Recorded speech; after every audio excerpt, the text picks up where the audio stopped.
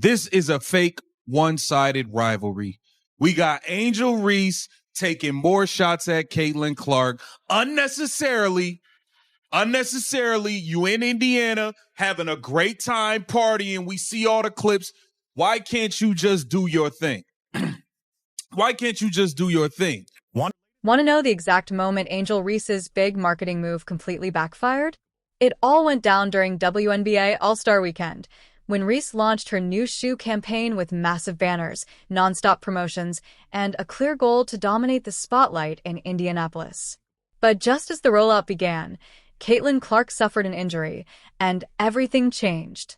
Ticket prices for the weekend plummeted by nearly 50%, fan energy dropped, and suddenly, Reese's campaign went from bold to badly timed. The numbers don't lie. When Clark isn't playing, fan interest fades fast. Without that spotlight, Reese's flashy marketing push felt more awkward than iconic. In this video, we break down every uncomfortable moment from Reese's All-Star Weekend and why fans are now questioning her every move. But can Sarah Spain and the media stop going out there and saying that,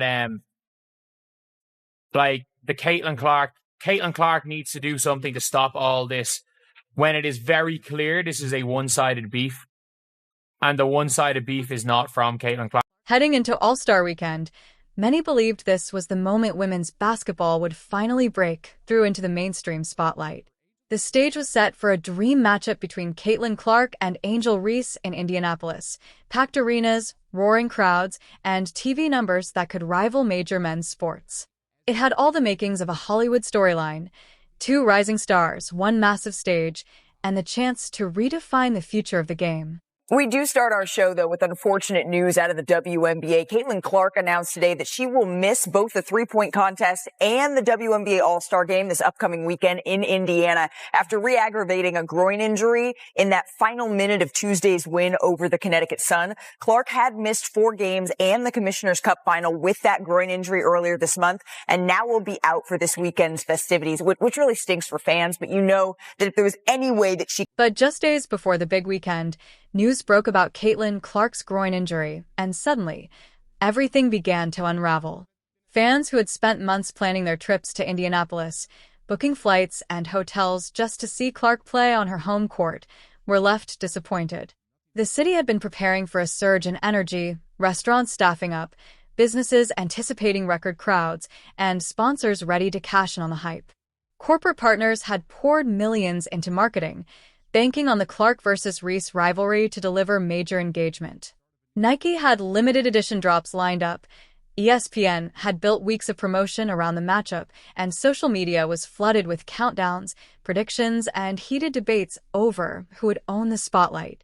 But when Clark went down, the entire event's momentum shifted fast. Story we have been following throughout the past 2 days surrounds the superstar herself, Caitlin Clark, the WNBA star, the Indiana Fever star, Caitlin Clark. She's going to miss all the action on the court. Caitlin Clark's home state advantage was supposed to be the perfect setup for her breakout moment. Indiana fans were ready to pack Gainbridge Fieldhouse and showcase the state's unmatched basketball passion to the entire league. The storyline was almost too perfect, the hometown hero stepping into the spotlight at the biggest WNBA event of the year. But once news of Clark's injury spread across social media, everything began to crumble. The domino effect was instant. Months of marketing plans suddenly felt shaky, and the highly anticipated Clark versus Reese showdown, the headline that was meant to define the weekend, disappeared overnight. Just like that, the buzz, the energy, and the excitement that had been building for weeks seemed to drain right out of All-Star Weekend. Caitlin Clark gets hurt, and guess what? Your demand vanishes because people ain't going to pay up to see these athletes that are ungrateful that their sport's growing. People aren't paying up for that. And we are here, right here. The tickets for this game, for this All-Star game, they've dropped by 50%. This wasn't just any injury, and Caitlin Clark isn't just any player. She's been the driving force behind the WNBA's surge in popularity, pulling in new fans from every corner, from casual sports watchers to people who had never tuned into women's basketball before. Clark gave them a reason to care, to watch, and to believe the league was entering a new era. Her absence wasn't simply about one player sitting out. It meant losing the very figure who was moving the needle for the entire sport. What was supposed to be a weekend celebrating the growth of women's basketball instead became a sobering reminder of how fragile that momentum still is. All the hype, anticipation, and sponsor money banking on a record-breaking event came down to one thing: Caitlin Clark being healthy enough to play. And when she couldn't, it exposed just how much of the league's rise depends on her unmatched star power. But when it comes to the vendors in the arena, the shops in the arena, they're not going to have the same amount of people patronize their business as they would if Caitlin Clark was there. The surrounding restaurants, the surrounding areas, the surrounding attractions, they're not going to have the same number of people. What was supposed to be a celebration of women's basketball instead became a stark reminder of how much progress the league still has to make. While Caitlin Clark dealt with a legitimate injury, leaving thousands of fans heartbroken after months of anticipation, someone else saw the moment as an opening to steal the spotlight. As the attention around Clark's absence grew, Angel Reese stepped forward, using the situation to push her own narrative and keep her name in the headlines, even as the rest of the weekend began losing its shine. Reebok, Angel Reese are taking shots at Caitlin Clark, using her as promo. Angel Reese, let's be clear here. Let's just be all the way clear here. Angel Reese is a solid basketball player. Angel Reese 100% has benefited from attaching herself to Caitlin Clark at every single turn. Her podcast, the first 3 episodes, all the clips promoting was bringing up Caitlin Clark. It was bringing up Caitlin Clark and all of the promo. People wanted to know what she was going to say. She used Caitlin Clark as promo. Imagine this: launching your biggest marketing campaign right in your rival's hometown, while she's sidelined with an injury and can't even take the court. That's exactly what Angel Reese did during WNBA All-Star Weekend in Indianapolis. She rolled out her new Reebok signature shoe with massive billboards, nonstop social media buzz, and messaging that felt like a direct shot at Caitlin Clark. Every detail, the city, the timing, the tone, made it impossible to ignore. I'm in your city. Walk in your trap, take over your trap.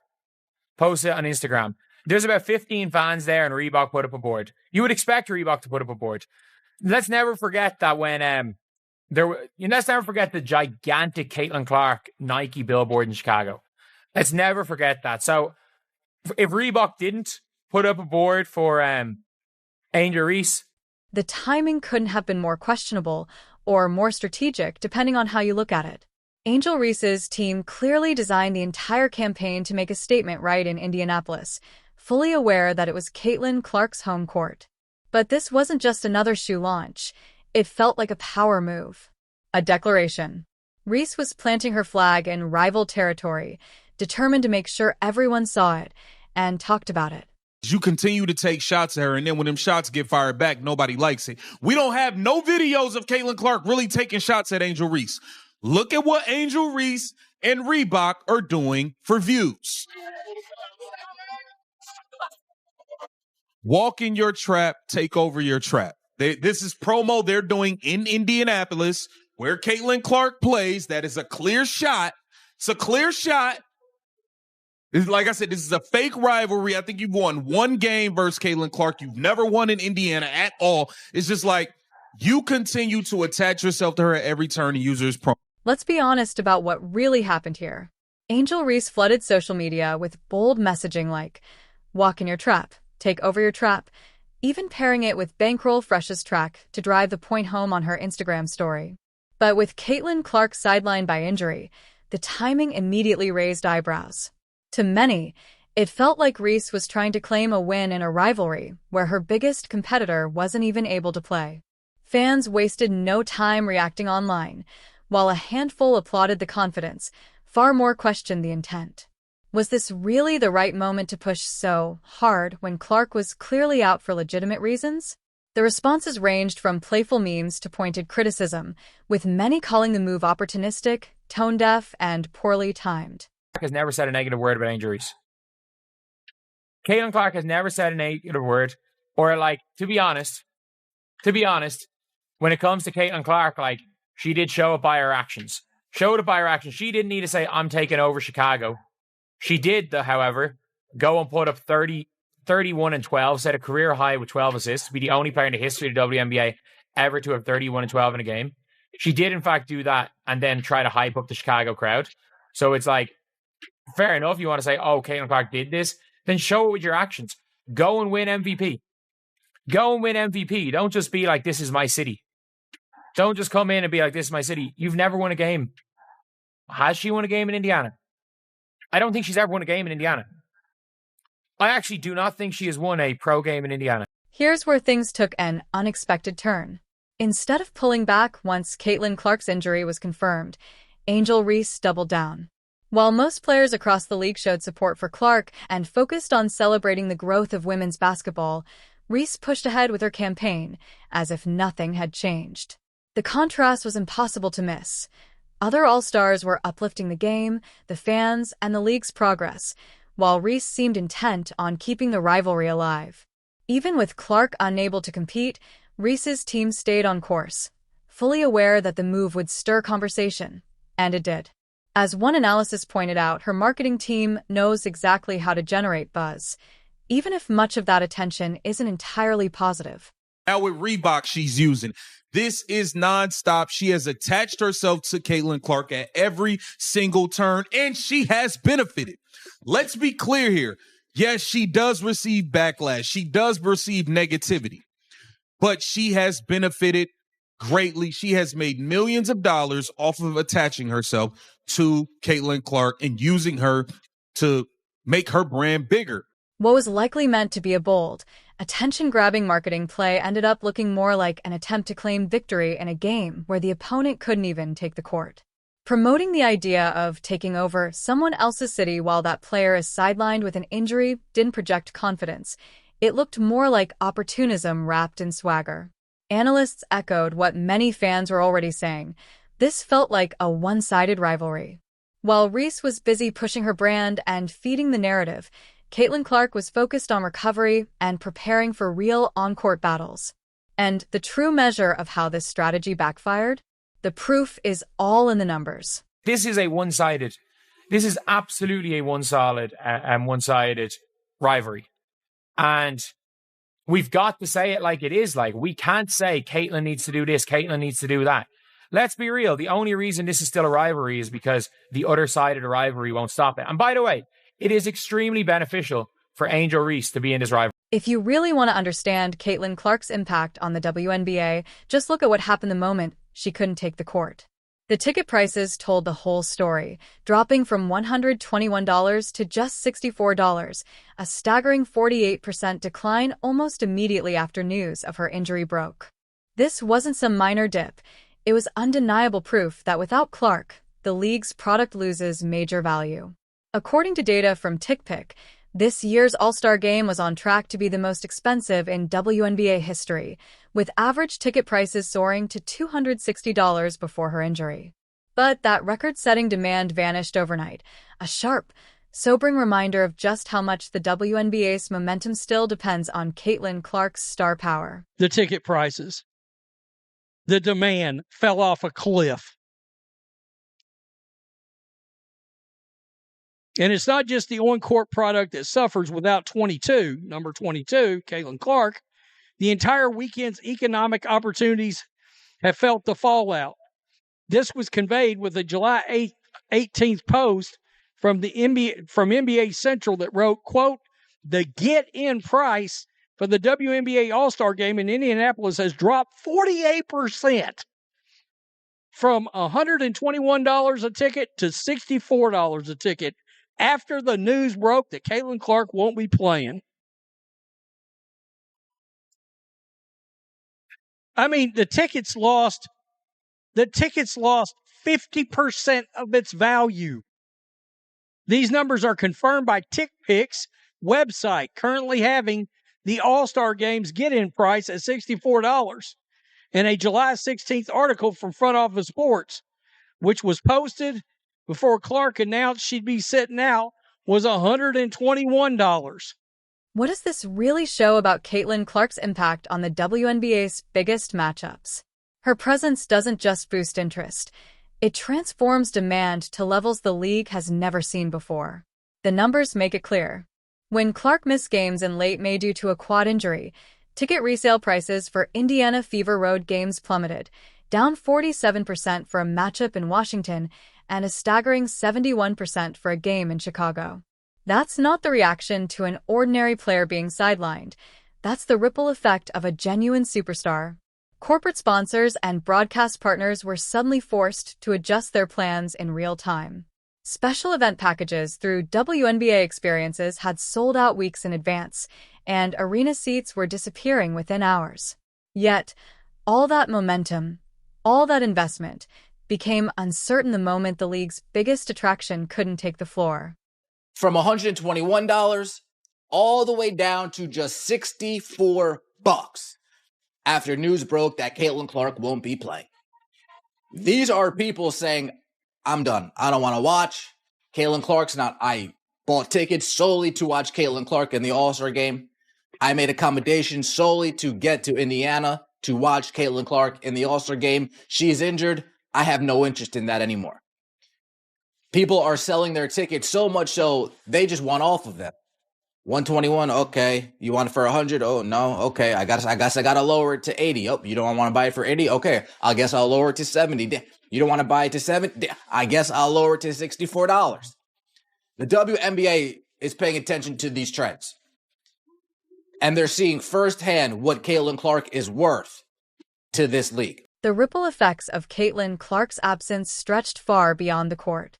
Merchandise sales dropped, concession stands saw fewer customers, and even hotel bookings in Indianapolis took a noticeable hit.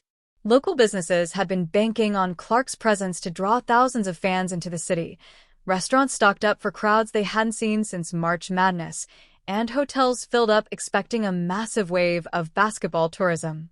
But this went well beyond lost ticket revenue. Her absence disrupted the entire economic ecosystem built around the event. And that's the real takeaway. The WNBA's current growth is built heavily on the shoulders of one superstar. It's both an incredible opportunity and a major risk.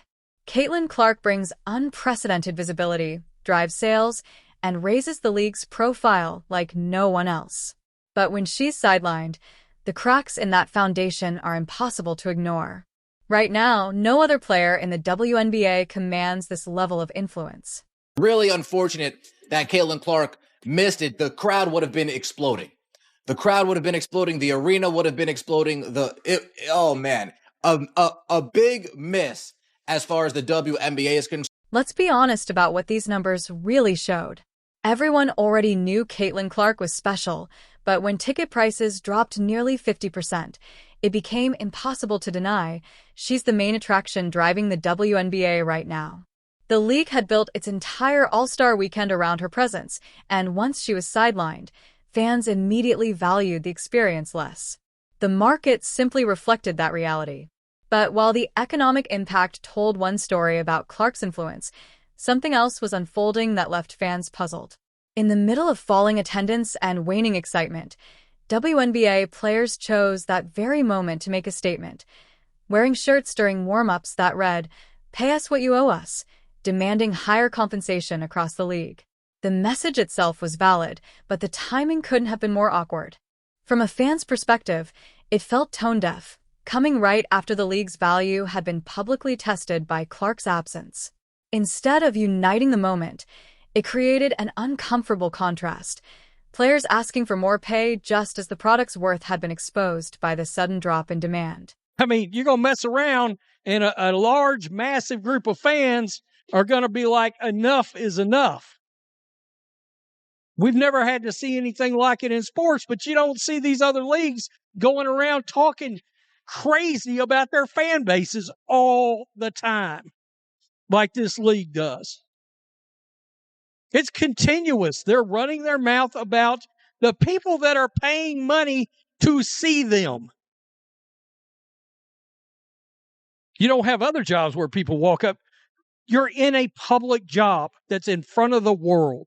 At the exact moment when the league's overall value is being questioned, WNBA players decided to make their voices heard, demanding a larger share of the pie. The league is currently in the midst of negotiations over a new collective bargaining agreement, with players pushing for legitimate improvements, better travel conditions, higher salaries, larger rosters, and stronger institutional support. These are all valid, long overdue issues that deserve attention. But for many watching from the outside, the timing couldn't have felt more off. As ticket prices and attendance numbers plummeted in the wake of Caitlin Clark's injury, fans saw the "pay us what you owe us" shirts and felt a disconnect between message and moment. Social media erupted with criticism over the optics. The irony was impossible to ignore. Calls for higher pay were coming just as the numbers revealed how heavily the league's success currently depends on one superstar who wasn't even able to play. The result? Instead of sparking empathy, the timing drowned out the message, and the backlash made that crystal clear. A bunch of players and coaches of the last few days have complained without being fine-worthy about officiating. I just want to see about your thoughts on if officiating is an issue and how it can be improved. It's clear there seems to be problems or disconnect between what players and coaches feel and what officials are actually calling. The real issues behind the players' protest were completely overshadowed by the unfortunate timing. WNBA athletes have grown increasingly frustrated that their pay hasn't kept pace with the league's rising visibility, especially with a massive $2.2 billion media rights deal set to begin in 2026. WNBA President Nneka Agwamike has been outspoken about the problem, criticizing the league's focus on salary caps instead of pursuing a fair share of overall revenue for players. But here's the reality.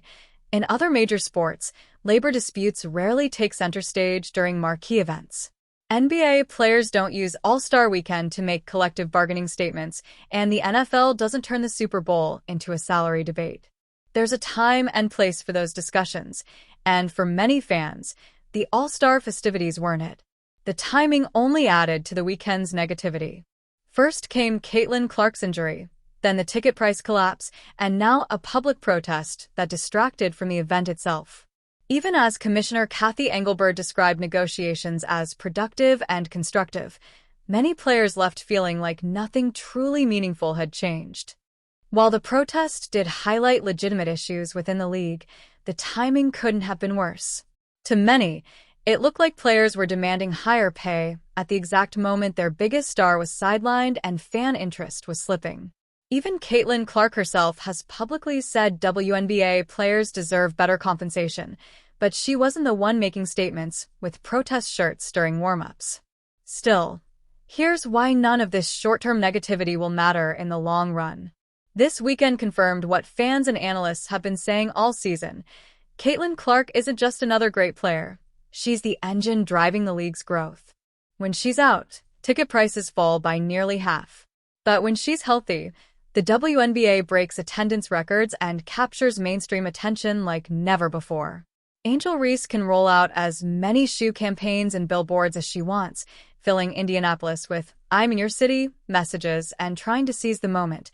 But the numbers tell the real story. Without Caitlin Clark on the court, there's no true rivalry to sustain the hype, and fans just aren't as invested.